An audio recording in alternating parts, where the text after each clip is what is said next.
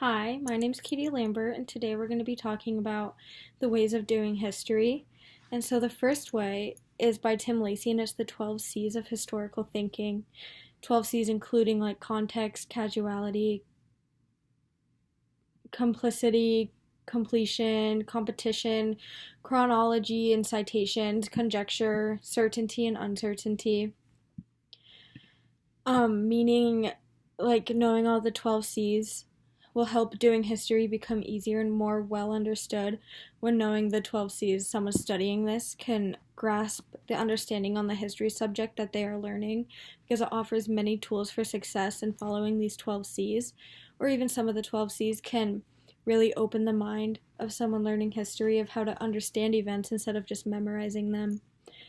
The second way of doing history, is Bruce Lesh, historical thinking, text, subtext, context, chronological thinking, multiple perspectives, continuity and change, historical significance, and historical empathy. All these provide a great way for someone to do history because it creates a deeper meaning for history and the purpose of history. If one grasps these concepts, then history will become a greater importance, and one can actually create a relationship with history. And by taking all these in mind when learning history, it becomes a deeper meaning and not just something that happened in the past, but something that we can learn from for the future, like prevent in the future. And it's just a great way overall for someone to really understand what they're learning about instead of memorizing with flashcards, or instead of just learning it to learn it. They'll really understand why history is important. And the third way of doing history is by Michael J. and Conall Furet. Questions meaning like what individuals had importance and what was the outcome? Were there any powerful ideas? What role did organized groups play? And what physical environment was a factor in this situation?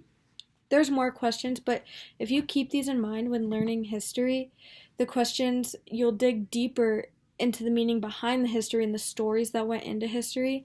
So it's not just an event. It was something that impacted a lot of people, and it can be learned from.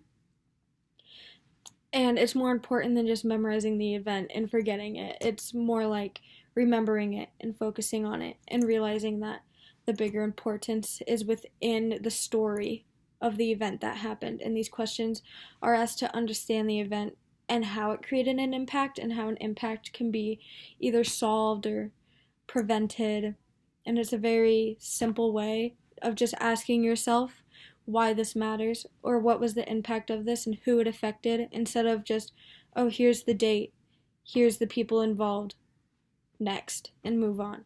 All these different ways of doing history create a way more understandable concept of the topics being learned, meaning that they're not just events that happened, they really just create a way to prevent bad things from happening or help good things happen in the future. If we all keep these in mind, history will be considered a greater impact and a greater topic to learn about for all. And so that's it. So thank you.